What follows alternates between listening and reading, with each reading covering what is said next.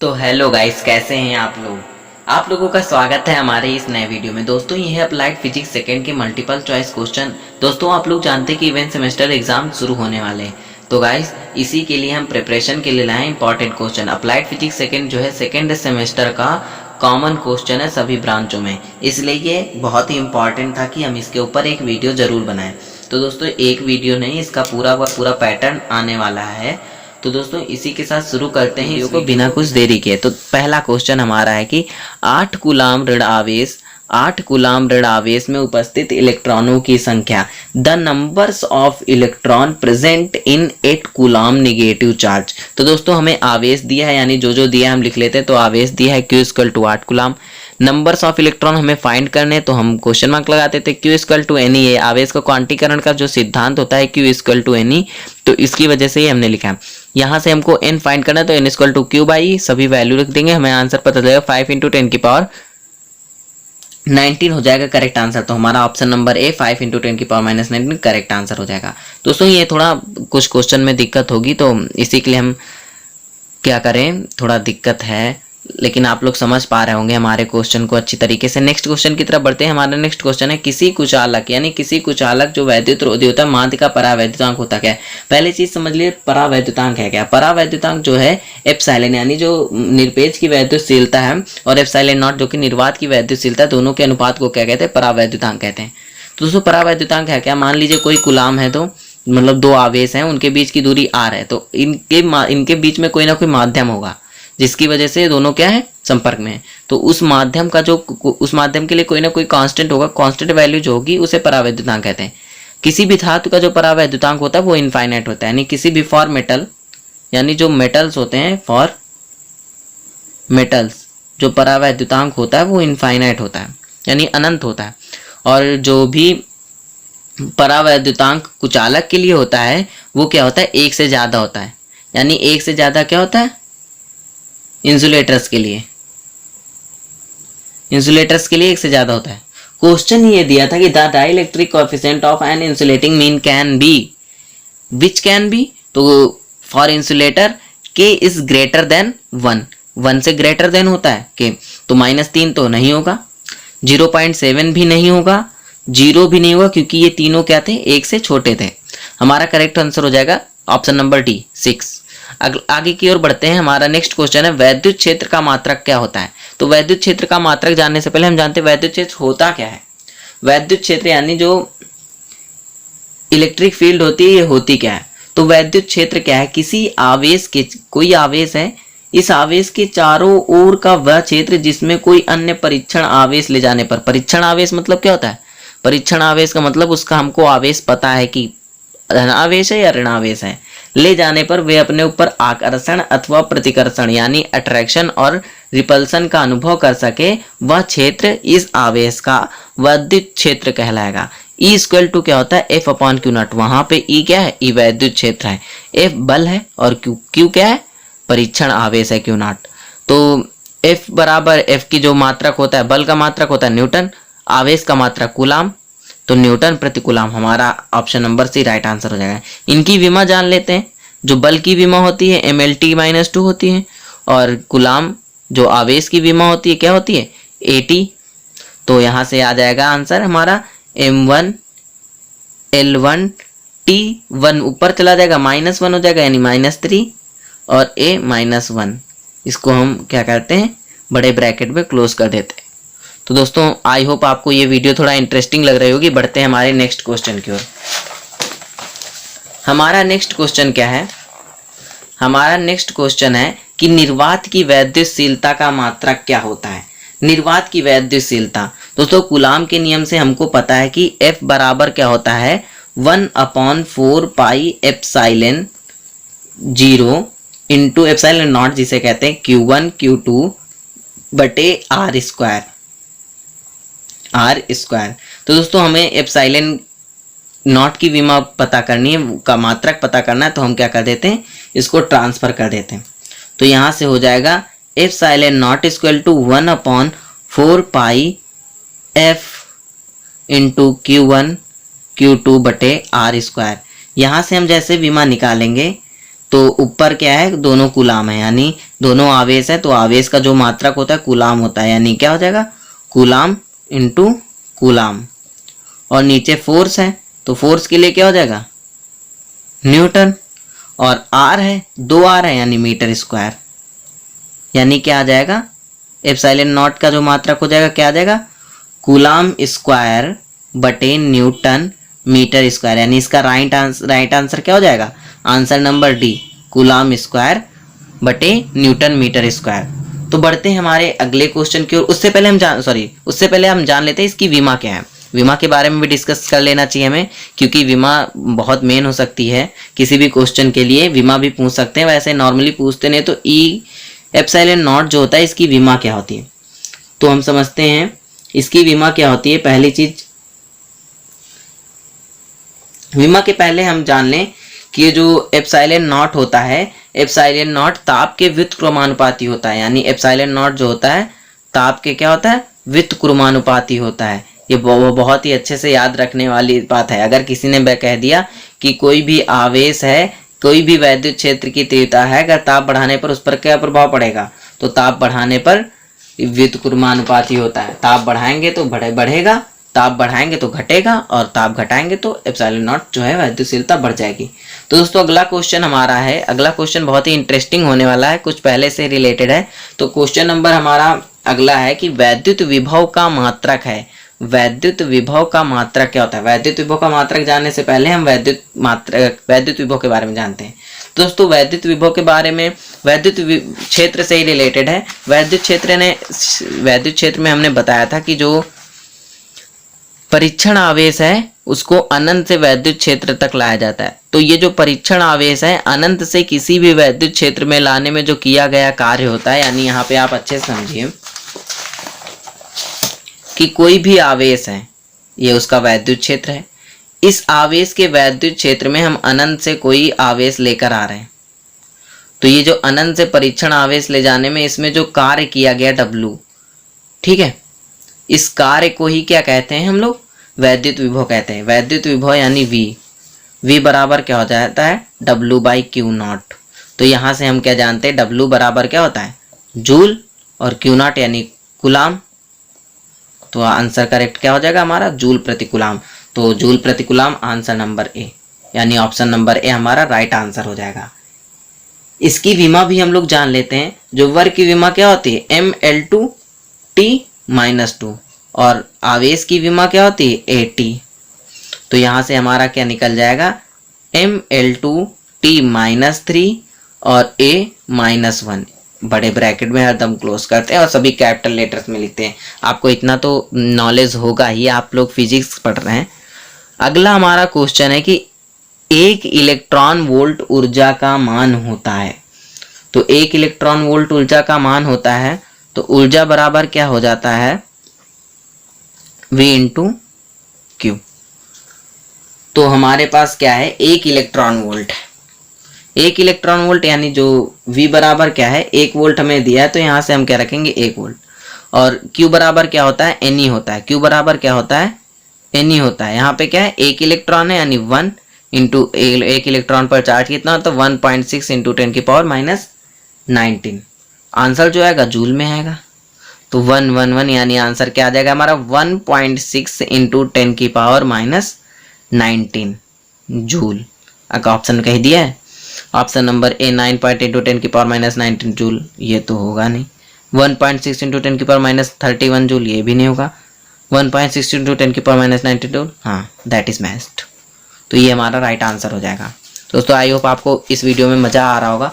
बढ़ते हैं हमारे नेक्स्ट क्वेश्चन की, और हमारा नेक्स्ट क्वेश्चन है कि एक इलेक्ट्रॉन को दूसरे इलेक्ट्रॉन को, सॉरी थोड़ा क्वेश्चन में गड़बड़ है। क्वेश्चन ये हमारा है कि एक इलेक्ट्रॉन को दूसरे इलेक्ट्रॉन के अधिक समीप लाने पर निकाय की वैद्युत स्थितिज ऊर्जा होती है।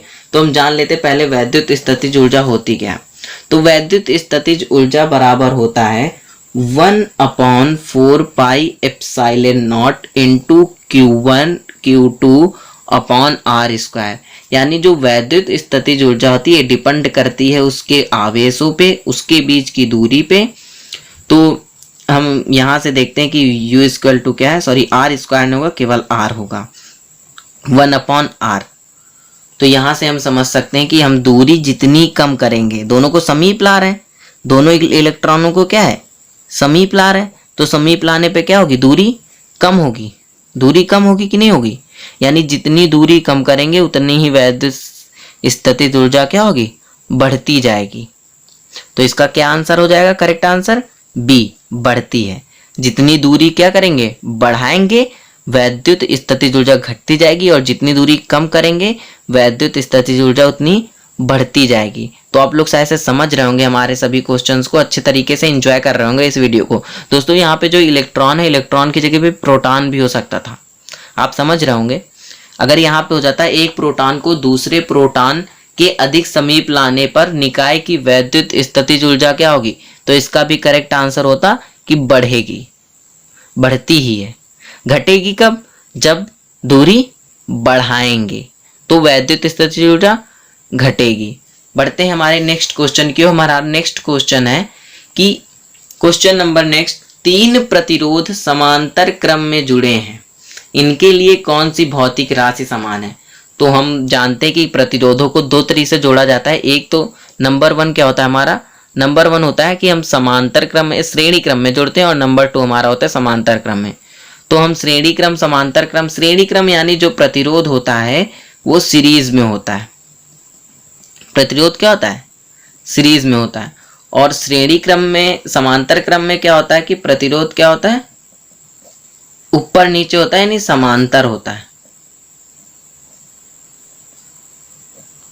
तो समांतर क्रम में क्या होता है कि इसमें तो I जो है धारा समान रहती है, सब जगह I समान रहता है, और इसमें क्या होता है, वोल्ट चेंज रहता है, V1 V2 V3 विभवांतर जो है चेंज रहता है। लेकिन इसमें क्या होता है कि जो धारा होती है बट जाती है, I1 I2 I3, और जो विभवांतर रहता है वो समान रहता है V, यहाँ पे आके सब इक्वल हो जाते हैं।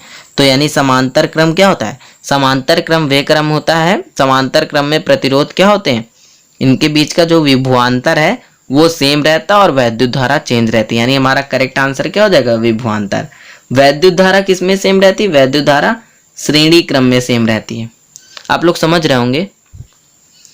हमारा नेक्स्ट क्वेश्चन है, क्वेश्चन नंबर नेक्स्ट, 3 बराबर धारिता C वाले संधारित्रों को, 3 बराबर धारिता C वाले संधारित्रों को पहले समांतर तथा बाद में श्रेणी क्रम में जोड़ा जाता है। यानी 3 बराबर धारिता, 3 संधारित्र हैं जो बराबर की कैपेसिटी वाले हैं, इनको पहले श्रेणी क्रम में जोड़ा जाता है, पहले समांतर क्रम में तथा बाद में श्रेणी क्रम में जोड़ा जाता है। दोनों दशाओं में तुल्य धारिताओं का अनुपात होगा। यानी हम मान लेते हैं कि जो श्रेणी क्रम में जोड़ा है इसे Cp मान लेते हैं, और जो समांतर क्रम में जोड़ा है इसे हम Cs मान लेते हैं। तो Cp बराबर क्या हो जाएगा, C1 plus C2 plus C3। लेकिन यहाँ पे C1 C2, C1 बराबर C2 बराबर C3 बराबर C, तीनों क्या है, C के बराबर हैं। यानी यहाँ पे क्या हो जाएगा, Cp equal to C plus C plus C। समांतर क्रम का यही तो फार्मूला होता है भैया, यही तो होता है। तो Cp बराबर क्या हो जाएगा, 3C। वही हम Cs की बात करें तो बढ़ते हैं हमारे अगले क्वेश्चन की ओर। पहले हम ये सॉल्व कर लेंगे अच्छी तरीके से। तो हमारा क्या हो जाएगा, Cs बराबर क्या हो जाएगा, हम समांतर क्रम में, तो समांतर क्रम में क्या हो जाएगा, 1/Cs। 1/Cs बराबर 1/C1 plus 1/C2 plus 1/C3। यहाँ पे सब ही बराबर है, तो 1/C plus 1/C plus 1/C। This implies death क्या हो जाएगा, 1/Cs इक्वल टू, सब एलसीएम बराबर है, C ऊपर हो जाएगा 3, है कि नहीं। तो यहाँ से क्या हो जाएगा, Cs इक्वल टू C/3। तो हमें फाइंड क्या करना है, Cs/Cp फाइंड करना है। Cs/ दोनों दशाओं में तुल्य प्रतिरोध का अनुपात क्या होगा, Cp/Cs हमें फाइंड करना है। तो Cp/Cs हमें फाइंड करना है ना। तो Cp/Cs क्या हो जाएगा, 3C/C/3। C से C कैंसिल हो जाएगा, यानी 9:9/1, यानी Cp रेशियो Cs क्या आ जाएगा, 9:1। यानी हमारा करेक्ट आंसर क्या हो जाएगा, ऑप्शन नंबर ए हमारा करेक्ट आंसर हो जाएगा। 9:1। तो दोस्तों समझ में आया होगा कि समांतर क्रम में थे तो हमने पहले तीनों को समांतर क्रम में जोड़ दिया, हमारा आंसर आ गया 3C, क्योंकि सभी संधारित्र में जो धारिता है, कैपेसिटी है, तीनों की C है। अगेन हम क्या करते हैं, समांतर क्रम में लेते हैं। समांतर क्रम में क्या हो जाता है, 1/CS बराबर 1/C1 + 1/C2 + 1/C3। तो ऐसे हम कर लेते हैं। ये श्रेणी क्रम में 1/CS बराबर 1/C1 + 1/C2 + 1/C3। और ये क्या है हमारा समांतर क्रम में। समांतर क्रम में क्या होते हैं, जैसे उसका अपोजिट होता है, समांतर क्रम में क्या होते हैं, तीनों जुड़ते जाते हैं, तो 3C हो गया। और क्या है, श्रेणी क्रम में क्या है कि 1/CS = 1/C1 + 1/C2 + 1/C3 = 1/C, क्योंकि C1 C2 CT बराबर है तो हमने रख लिया। CP क्या थी, हमारी समांतर क्रम में थी, और CS क्या थी, हमारी श्रेणी क्रम में थी। तो CP यानी जो समांतर क्रम में 3C और श्रेणी क्रम में C/3, तो 9 बना गया हमारा आंसर। तो हमारा अंतिम क्वेश्चन इस वीडियो का हो जाएगा, हमारा अंतिम क्वेश्चन है कि 100 माइक्रोफैरेड धारिता वाले संधारित्र को 10 वोल्ट तक आवेशित करने में उसमें संचित ऊर्जा होगी, यानी U निकालना है, संचित ऊर्जा। तो संचित ऊर्जा होगी, तो इसके लिए हमें क्या क्या दिया गया है, तो जो जो दिया गया है वो लिख लेते हैं। क्या क्या दिया गया है, दिया है हमें कैपेसिटी दी है, C बराबर कितना दिया है, 100 माइक्रोफैरेड। इसको कन्वर्ट कर लेते हैं फैरेड में, तो 100 × 10⁻⁶ फैरेड। आगे क्या दिया है हमें, V दिया है। आगे क्या दिया है हमें, V दिया है, V बराबर 10 वोल्ट। और इसका फार्मूला क्या होता है, 1/2 CV²। तो फार्मूले में अप्लाई कर देते हैं, एकदम इजी हो जाएगा हमारे लिए क्वेश्चन। 1/2 C की वैल्यू क्या है, कैपेसिटी 100 × 10⁻⁶, और वोल्ट क्या हो जाएगा, 10 का स्क्वायर, यानी 10 का स्क्वायर कर देंगे। तो U = क्या हो जाएगा, 1/2 × 100 × 10 का स्क्वायर 100 अपॉन, लिख सकते हैं ना, अपॉन 10⁶। तो ये जो 4 थी 4 कट गया, 2 to 4 पावर कट गई, यानी U = क्या हो जाएगा, U = क्या हो जाएगा, 1/200 हो जाएगा कि नहीं हो जाएगा, यानी यहां से आंसर क्या आ जाएगा, 5 × 10⁻³ जूल। तो देखते कौन सा ऑप्शन सही है। पहला ऑप्शन क्या दिया, 5 × 10⁻³ जूल। नेक्स्ट क्वेश्चन दिया है, नेक्स्ट ऑप्शन दिया है 0.5 × 10⁻³ जूल। अगला दिया है 0.5 जूल और 5 जूल, यानी हमारा ये थोड़ा ऑप्शन गलत हो गया था। 5 × 10⁻³ जूल हमारा क्या हो जाएगा,